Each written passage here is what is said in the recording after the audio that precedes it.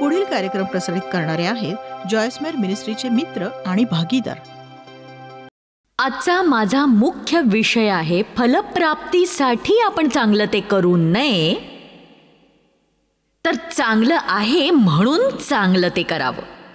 लोकांनी चांगलं ते करण्याचा निश्चय करायला हवा. म्हणजे एक सांगू, तुम्ही आपल्या हृदयात चांगलं आहे म्हणून चांगलं करण्याचा करार करा, फलप्राप्ती झाली नाही तरीही.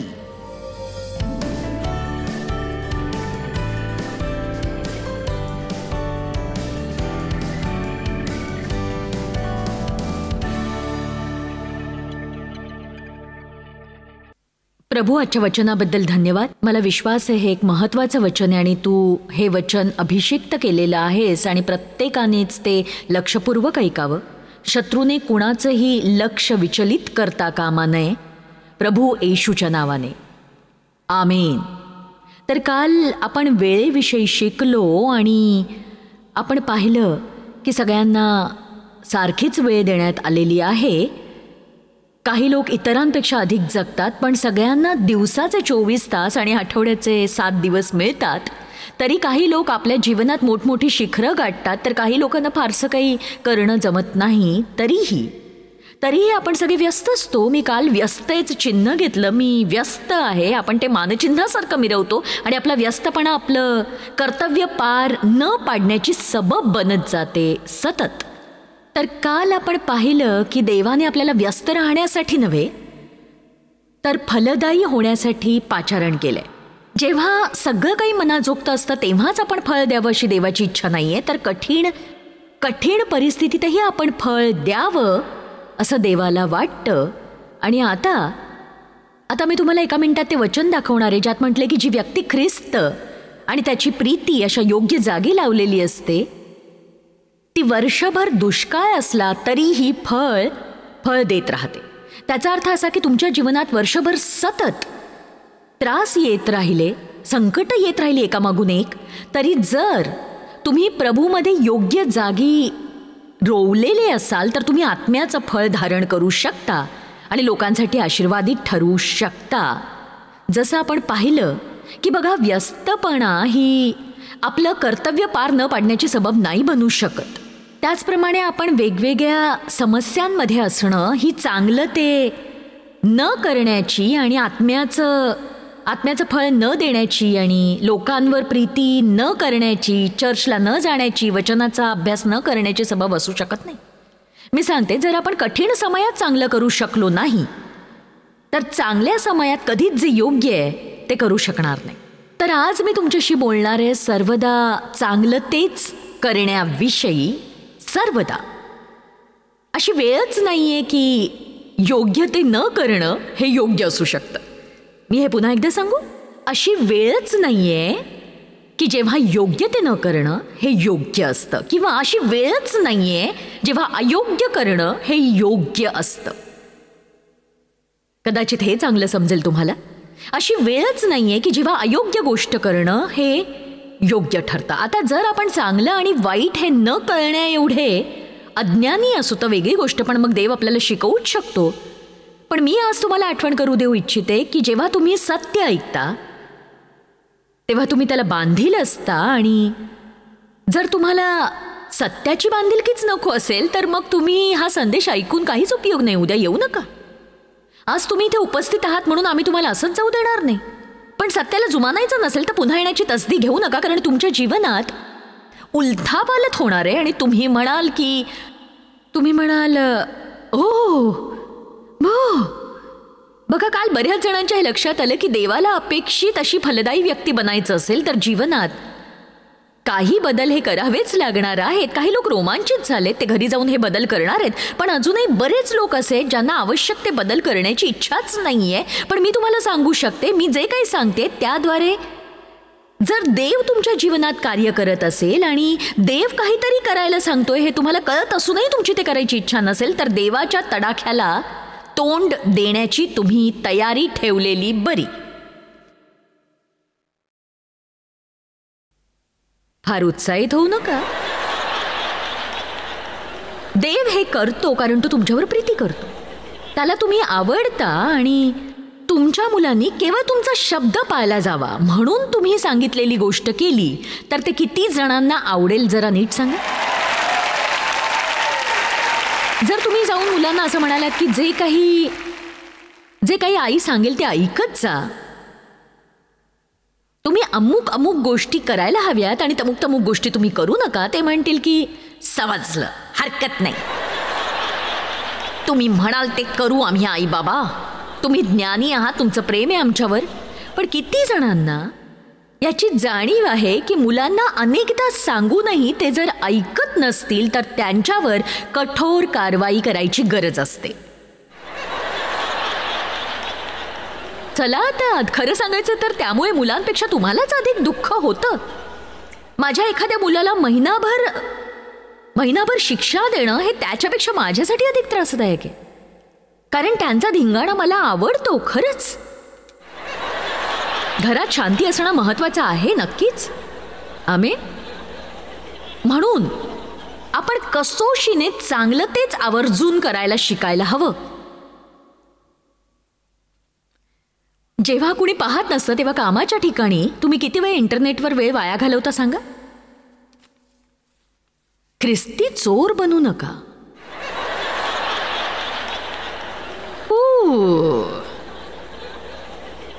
जसे इतरांनी तुमच्याशी वागावं असं वाटतं तसं तुम्ही त्यांच्याशी वागा. लोक वाईट वागले तर तुमची प्रतिक्रिया काय असेल?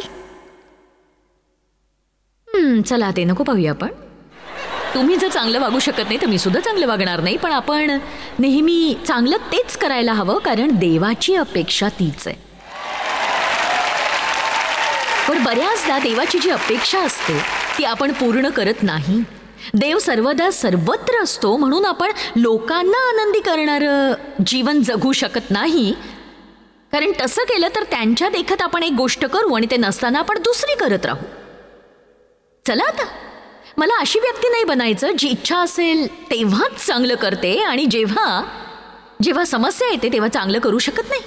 मी धार्मिकतेला समर्पित असायला हवं कारण देवाबरोबर आपलं नातं प्रभू येशू ख्रिस्ताच्या रक्ताने नीट झालं आहे म्हणून ती योग्यता आपल्या आत निवास करते आणि आपण ती बाहेर काढून त्या योग्यतेला अनुरूप असं नीतिमत्वाचं जीवन जगायला हवं.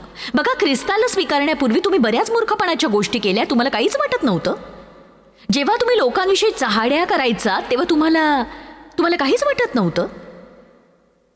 तुम्ही ऑफिसमधल्या वस्तू घरी घेऊन जायचा तेव्हा तुम्हाला त्याचं काहीच वाटत नव्हतं. तेव्हा तुम्ही असं म्हणत असाल ते लोक मला पुरेसा पगार तसाही देत नाहीत म्हणून मी घरी घेऊन जातोय. अशा प्रकारच्या गोष्टी आपण करतो.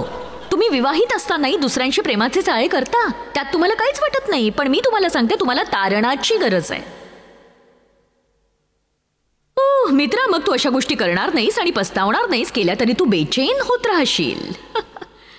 आपण आपल्या मनाच्या टोचणीकडे दुर्लक्ष करता कामा नये, कारण देव आपल्या हृदयातून मोठ्याने सांगत असतो मला तुला उत्तम जीवन द्यायचंय, माझी तुझ्यासाठी उत्तम योजना आहे, मला तुला खूप काही द्यायचंय, मला तुला खूप शांती आणि आनंद द्यायचा आहे. म्हणून तुम्ही आपल्या मनाच्या दोषी भावनेत सर्वदा जीवन जगू नका. आमीन. बघा, देव दयाळू आहे, देव कृपाळू आहे आणि स्तुती असो की त्याच्या क्षमेला काहीही मर्यादा नाही. आता तुम्ही हे नीट ऐका, जो कोणी ख्रिस्तावर खरोखर प्रीती करतो तो कधीच वाईट जीवन जगणार नाही. जे काही योग्य आहे तेच करायला शिकण्याचा तो निश्चय करेल. देवाकडून काही मिळेल या अपेक्षेने नव्हे तर ते योग्य आहे म्हणून तो करेल, कारण ते योग्यच असतं. आजचा माझा मुख्य विषय हा आहे की केवळ फलप्राप्तीसाठी चांगलं ते करणं आपण थांबवावं आणि योग्य आहे ते योग्य आहे म्हणून करावं. मला वाटतं की तुम्ही लोकांनी आपल्या हृदयामध्ये चांगलं तेच करण्याचा करार करावा. योग्य आहे म्हणून योग्य ते करण्याचा करार करा, जरी त्यापासून फलप्राप्ती झाली नाही तरी. हा मुद्दा समजण्यासाठी एक गोष्ट सांगते तुम्हाला. जेव्हा देवाने मला सुवार्ता सांगण्यासाठी पाचारण केलं तेव्हा मी पूर्ण वेळ नोकरी करत होते. माझ्यावर खूप साऱ्या जबाबदाऱ्या होत्या आणि वचनाचा अभ्यास करायला वेळ काढणं कठीण होतं माझ्यासाठी. पण काही कळण्यापूर्वीच देवाने मला बोलावलं मला ठाऊक नाही असं त्याने का केलं, पण कुणाचा उपयोग करायचा हे देवच ठरवतो. आणि मला हे कळत नव्हतं की सुवार्ता न जगता ती गाजवणं चुकीचं आहे आणि मला अधिक प्रार्थना करण्याची, वचनाचा अभ्यास करायची गरज होती. आणि आज जी सुवार्ता मी गाजवते त्याच्या पाचारणाची मला जाणीव झाली आणि त्या पाचारणाची खात्री पडण्यासाठी देवाने माझा विश्वास दृढ केला. मी काही फार चांगली उमेदवार नाही आहे आणि यासाठी मी अपात्र ठरवण्यात आलेली व्यक्ती आहे. पण जेव्हा देव तुम्हाला पाचारण करतो तेव्हा तो बुद्धी कल्पने पलीकडचा आवेशही तुम्हाला देतो. मला वाटलं की मी माझी नोकरी सोडावी अशी देवाची इच्छा आहे. म्हणजे दर महिन्याची आमची बिलं भरायला पुरेसे पैसे असणार नाहीत.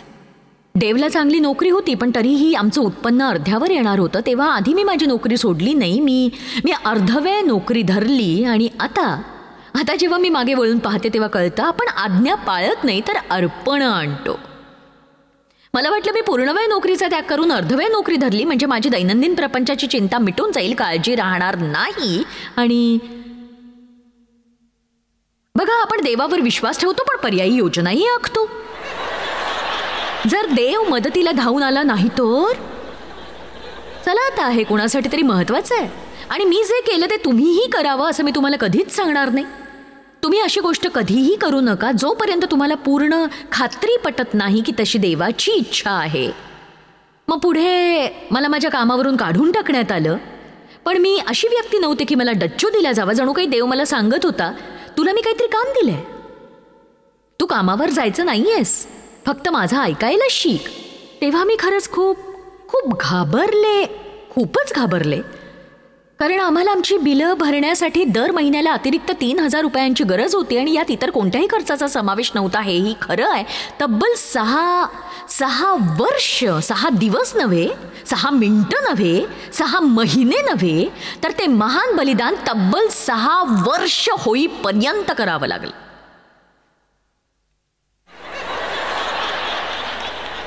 आमच्याकडे पूर्वीपेक्षा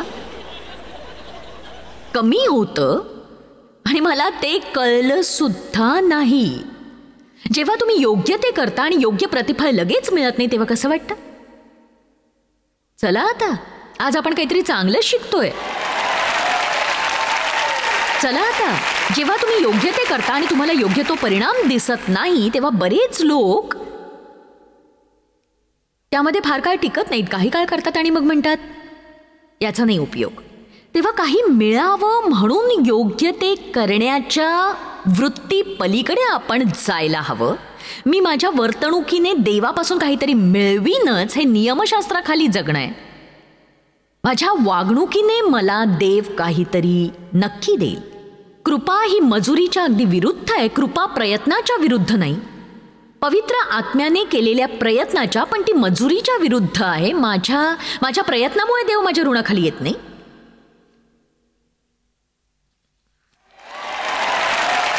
तुम्ही रोज प्रार्थना करता म्हणून देव तुमच्या ऋणाखाली येत नाही की तुम्ही एका वर्षात बायबल वाचून काढता, नित्य नियमाने दशमांश देता किंवा इतर सत्कर्मे करता म्हणून देव तुमच्या ऋणाखाली येत नाही.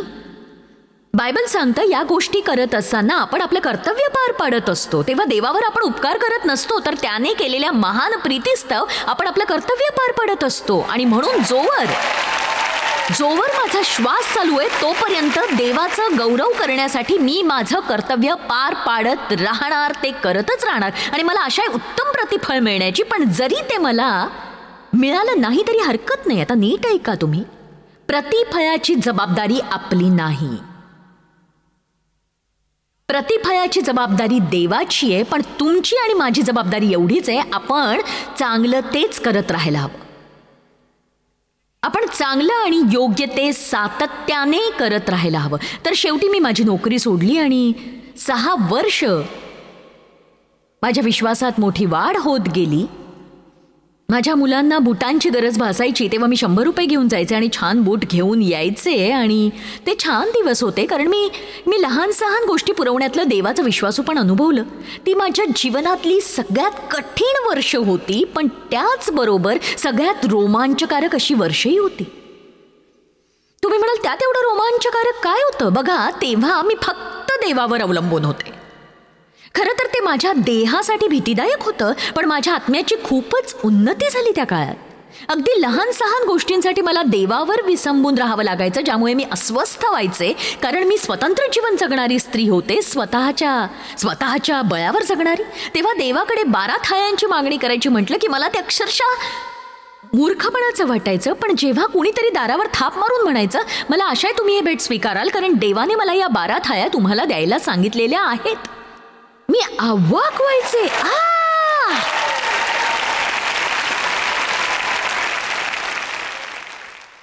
बघा, आता मी स्वतः जाऊन त्या खरेदी करू शकते, पण तेव्हा त्या दिवसात मी देवाचा विश्वासूपणा अनुभवू शकले. आणि आपण म्हणू शकतो देव विश्वासू आहे, देव विश्वासू आहे, सगळेच म्हणतील हो देव विश्वास योग्य आहे. पण तेव्हाच जेव्हा देवाचा विश्वासूपणा तुम्ही अनुभवा, जर आपल्याला देवाची गरज नसेल तर आपण देवापासून कोणताच अनुभव घेऊ शकत नाही. आणि म्हणून आपल्याला गरज आहे देवाची गरज भासण्याची, नक्कीच. तर त्या काळामध्ये लोकांना मिळालेल्या वेगवेगळ्या आशीर्वादांविषयी मी ऐकायचे. डेवचा एक भाऊ होता, तो आणि त्याची पत्नी, त्याच्याकडे आर्थिकदृष्ट्या आमच्यापेक्षा खूप जास्त असायचं. आणि जेव्हा ते यायचे तेव्हा त्यांचं कसं चाललंय याविषयी मी ऐकायचे. त्यांच्यासमोर कमीपणा वाटू न देण्याची खटपट करणं मला खरंच खूप कठीण जायचं. बघा, इतर लोकांची भरभराट व्हायची आणि मी सुखी आहे हे दाखवण्याची खटपट करावी लागायची. आपल्याकडे कमी आणि इतरांकडे जास्त हे पचवणं कठीण असतं. तर एकदा आमचे पालक आमच्याकडे आले आणि ते स्पष्ट वक्ते होते आणि मी त्यांच्या एवढी हजरजबाबी झाले नव्हते आणि मला त्यांच्यासारखंच व्हावंसं वाटायचं. पण मी अजूनही घरोघरी प्रार्थना सभा घ्यायचे. एकदा ते आमच्याकडे आले आणि मला म्हणाले की त्यांना एक मोठी देणगी मिळाली आणि 2 व्यक्ती त्यांच्या सेवेत सहभागी होऊन त्यांना हातभार लावू इच्छित आहेत आणि ते दर महिन्याला हे करणार आहेत. आणि मग अचानकपणे ते माझ्याकडे पाहून मला म्हणाले की मी हे सांगतो हे ठीक आहे ना? आम्ही फारच गरजेत होतो. मी म्हटलं हो, प्रभूची स्तुती असो, ही आनंदाची गोष्ट आहे. हे खोटं बोलत होते.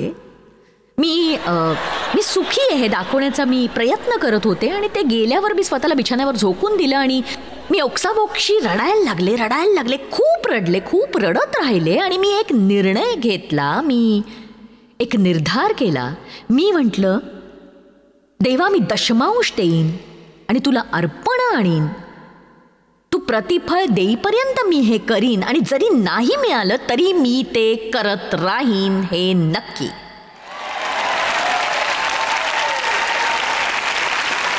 आणि एक गोष्ट सांगू मी तुम्हाला, त्यानंतर परिस्थिती बदलू लागली. जेव्हा सैतानाला कळतं की त्याने आपली परिस्थिती कितीही बिघडवली, माझं म्हणणं लक्षपूर्वक ऐका, जेव्हा सैतानाला कळतं त्याने आपली परिस्थिती कितीही बिघडवली तरी नीतिमत्वासाठी आपलं समर्पण आणि योग्य तेच करण्याचा निश्चय तो बदलू शकत नाही आणि मग तो दुसऱ्याला जाऊन धरतो. आता बघूया लूक अध्याय 12 वचन 2 आणि 3. जे उघडे होणार नाही असे काहीही झाकलेले नाही व जे कळणार नाही असे काहीही गुप्त नाही. जे काही तुम्ही अंधारात बोललात ते उजेडात ऐकण्यात येईल आणि जे तुम्ही आतल्या कोठड्यात कानात सांगितले ते धाब्यांवर गाजवले जाईल. कानात सांगितले ते धाब्यांवर गाजवले जाईल. आता ही वचनं नीट समजावीत म्हणून बऱ्याचदा मला ती वाचावीशी वाटतात. पण ती वचनं सांगतात की तुम्ही गुप्तपणे चुकीच्या गोष्टी केल्या तर ते कुणाच्याही लक्षात येणार नाही, या भ्रमात राहू नका. तर मुद्दा असा आहे की आपण काही लपवू शकत नाही. आपण देवापासून काही लपवू शकत नाही. लोकांपासून एक वेळेस गोष्टी लपवू शकतात, पण तुमच्या जीवनात त्याचे परिणाम ते पाहू शकतातच. त्याचं कारण त्यांना कळणार नाही, पण त्याचे परिणाम मात्र ते पाहतीलच. पण देवाला सगळं काही ठाऊक असतं. तो सर्वज्ञानी, सर्वव्यापी, सर्वशक्तिमान आहे. तो सगळं काही पाहतो हे तुम्ही लक्षात घ्या. आणि म्हणूनच मला ठाऊक आहे, हे ऐकून बरेच लोक अस्वस्थ झाले असतील, पण हीच गोष्ट मला सहाय्यभूत ठरली. तर देव सगळं काही पाहतो आणि आपण स्वतःसाठी किंवा लोकांसाठी न जगता फक्त त्याच्यासाठी जगून त्याचा सन्मान करायला हवा. त्यासाठी आपण आपल्या हृदयात योग्य ते करण्याचा दृढनिश्चय करायला हवा आणि हे समजून घ्यायला हवं की चांगलं न करण्याची कोणतीच वेळ नसते आणि योग्य ते फक्त देवाकडे पाहूनच करायचं असतं. देवाकडून काही मिळावं म्हणून नव्हे, तर त्याच्यावरील प्रीतिस्तव ते करायचं असतं. हो, आता मी तुम्हाला घरी जाऊ देईन. तुमच्या येण्याचं सार्थक झालंय. दुष्काळामध्ये फळ देता येईल. परिस्थिती अनुकूल असेल तेव्हा सुखी आणि परिस्थिती प्रतिकूल असेल तेव्हा दुःखी अशा प्रकारचे लोक होणं तुम्ही थांबवायला हवं. सुरुवात कराल का इथून? सगळं काही चांगल्या मनाने सोसायला तुम्ही शिकाल का सांगा मला. पण माझं नाईलाज मी निराश होतो. नाही नाही नाही नाही नाही नाही, मी तुम्हाला सांगते, लोकांसमोर तंटा कोण निर्माण करतो यापेक्षा त्यावर मात कोण करतो हे महत्वाचं असतं कायम.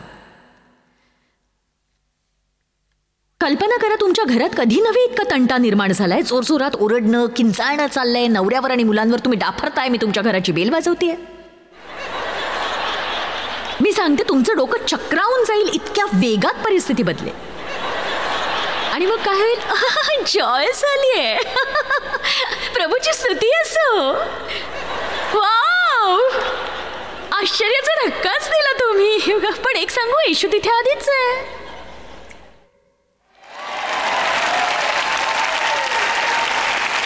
एखाद्या प्रसिद्ध व्यक्तीला कसं मी छान प्रभावित केलं म्हणून हुरळून जाऊ नका तुम्ही कधी. प्रभू येशू तुमच्या घरातला अदृश्य सभासद आहे हे लक्षात घ्या. यिर्मया अध्याय 17 वचन 10. मला ठाऊक नाही तुम्हाला असा संदेश आवडतो की नाही, पण संदेश देण्याचा हा एकच मार्ग मला ठाऊक आहे. जे प्रभू बरोबर चालायला तयार नाहीत ते येणार नाहीत असं मला वाटतं.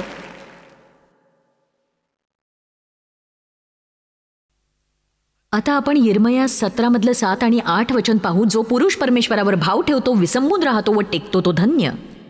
ज्याचा भावविषय परमेश्वर आहे तो धन्य. तो जलाशयाजवळ लावलेल्या वृक्षासारखा होईल. तो आपली मुळे नदी किनारी पसरील. उन्हाची झळई येते, तिला तो भिणार नाही. त्याची पाने हिरवी राहतील आणि अवर्षणाच्या वर्षी त्याला चिंता पडणार नाही. तो फळे देण्याचे सोडणार नाही. बघा, हे फार महान वचन आहे. आपण कशात रोवलो गेलो आहोत हे समजून घ्यायला हवं आपण. बघा, जर माझा विश्वास देवाच्या प्रीतीत मुळावलेला असेल तर माझ्या कामांना कोणी मान्यता न दिल्यामुळे मला गळपटून जायची गरज नाही. मला त्यांच्या स्वीकाराची गरज नाही असं नाही, पण त्याशिवायही मी पुढे जाऊ शकते. मला लोकांनी त्यांच्या पार्टीला कधी बोलावलं नाही तरी त्यांना नाही आणि देवाला हो म्हणू शकते मी, कारण मला त्यांच्यात पेरलं गेलेलं नाहीये. ते माझं उगमस्थान नाहीये. आमेन. मी देवासोबत पुढे जाऊ शकते जरी लोक मला म्हणाले की तुम्ही हिस्सा झालात त्या जीजसी गटाचा. जीजसी असणं ठीक कसं आहे? जर तुम्ही काटेकोर राहिलात तर मग तुम्ही आमच्या गटात बसू शकणार नाही. ठीक आहे, मग मी तुमच्या गटाबाहेर राहीन. पण एक सांगू का, माझा स्वतःचा गट आहे, पिता पुत्र आणि पवित्र आत्मा. मी एक निर्णय पूर्वीच घेतलाय, तुम्ही सुद्धा घ्या आणि या गोष्टीवर विचार करा. शांतपणे विचार करा यावर. मनासारखं घडलं नाही तर आपण किती वेळा नाराज होतो, किती राग येतो आपल्याला आणि तो राग शांत व्हायला किती वेळ लागतो. एखाद्याबरोबर मतभेद झाले तर स्वतः आधी जाऊन क्षमा मागायला किती वेळ लागतो आपल्याला. विचार करा यावर.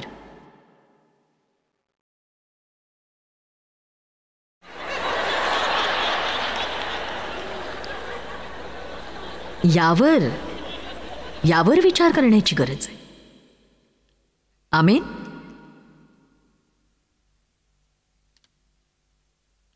माझ्या निष्ठेचा स्तर कोणता आहे? स्थिती कठीण असताना मी माझा शब्द किती पाळते?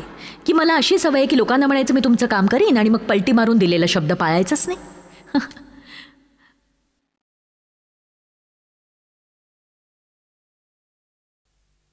आणि चिंता करणं म्हणजे वेळ वाया घालवणं आहे.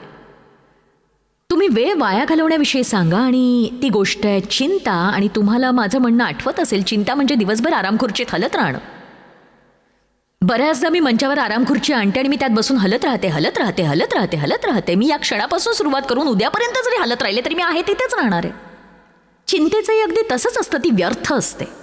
आपली समस्या ती सोडवत नाही. त्यामुळे चिंता करून वेळ वाया घालवू नका.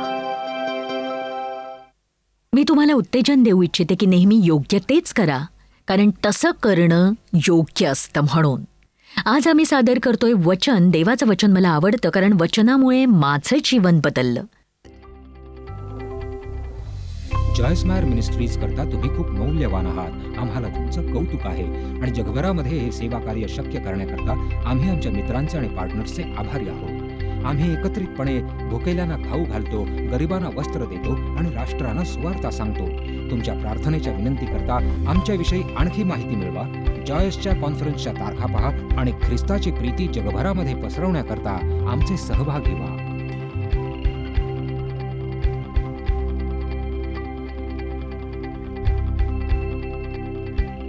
याचा सर्व खर्च जॉयस मेयर मिनिस्ट्रीचे मित्र आणि भागीदार करत आहेत.